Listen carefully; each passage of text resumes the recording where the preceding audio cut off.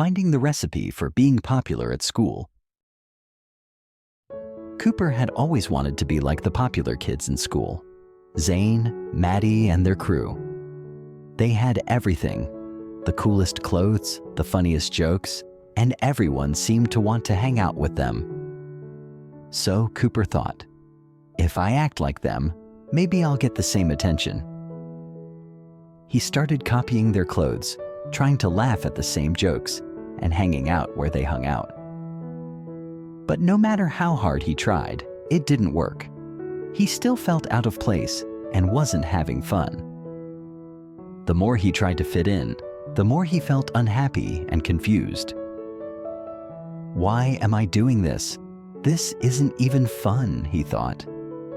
I just want to fit in, but it's not working. One day, feeling lost and frustrated, Cooper decided to take a walk to clear his head. As he wandered around, he came across a strange place he'd never seen before. The popular kitchen.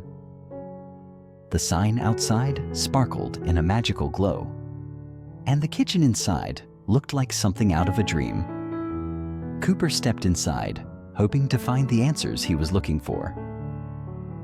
Inside, he noticed something strange, a wooden ladle sitting on the counter, glowing faintly. To Cooper's surprise, the ladle spoke up. Looking for advice on how to become popular? The ladle asked in a deep, wise voice. Cooper nearly jumped out of his shoes. You can talk? The ladle chuckled softly. Of course, and I know a thing or two about popularity. Come closer, I've got something to share. Cooper hesitated but walked over. I cannot believe I am getting cool tips from a ladle, but all right, I'm listening. The ladle gave him a knowing look. I know what you've been trying to do, Cooper. You see, popularity can be like fast food, quick, fun, and delightful. But if it's not what you truly enjoy, it might seem fun for a while, but it won't make you happy in the long run. Cooper frowned. So you're saying being popular is like eating fast food? The ladle nodded. Exactly. It might look appealing, but it doesn't give you the real happiness or friendships you need. What you really need are connections that are like home-cooked meals, simple, real, and made with care. That's what being well-liked is all about. Cooper tilted his head. What does well-liked even mean? Well, being well-liked means people want to be around you because of who you are. Maybe because you're kind, honest, and fun to be with. Not because you're pretending to be someone you're not, or trying to impress them all the time. Cooper frowned. So, how is that different from being popular? The ladle chuckled. Popularity is often about standing out. But being well-liked is about how you connect with people, how you listen to them, include them, and show you care. You might not be in the spotlight, but those friendships will last and make you feel truly happy. The ladle leaned closer, its glow softening. Don't worry, Cooper. I can help you work toward being well-liked and building connections that are real and make you feel good about yourself. Let's start with a few important lessons. Lesson 1. Be yourself.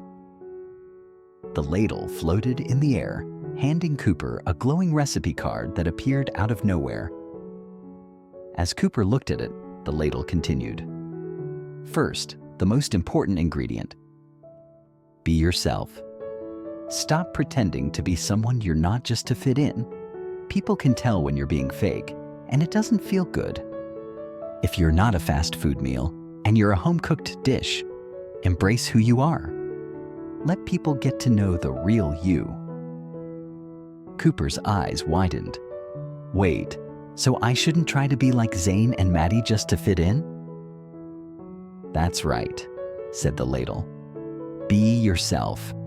When you're authentic, the right people will be drawn to you. That's the foundation of true friendship. Lesson 2. Be confident in your own way. The ladle continued, now swirling through the air with a little more excitement. Confidence doesn't mean acting like everyone else. It means owning who you are, even if you're not the loudest or the flashiest person in the room. Confidence is about being sure of what you bring to the table. Walk into a room knowing that you have something valuable to offer. Cooper smiled a little. So, I should stop pretending to be the class clown just to get attention? Exactly, said the ladle. Confidence is about being comfortable with who you are and showing that confidence in your own unique way. Lesson 3. Be good at something. The ladle now looked at Cooper with a thoughtful expression. Another key ingredient is being good at something. It's important to have a passion or a skill that you enjoy, whether it's sports, music, coding, or anything else. When you get good at something, you'll find people who appreciate you for that talent. Cooper thought about the coding club he had recently joined. Although he wasn't the best yet, he enjoyed it, and the kids there were friendly and easy to talk to. Maybe he'd spent too much time trying to be someone he wasn't, and not enough time exploring what he loved. Maybe I should stick with the coding group, Cooper said, more to himself than to the ladle. I actually like it there. That's the spirit, the ladle cheered.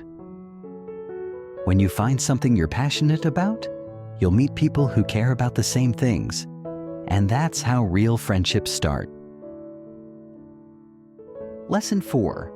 Be kind, inclusive, and patient. The ladle's voice softened, as if speaking with the wisdom of years.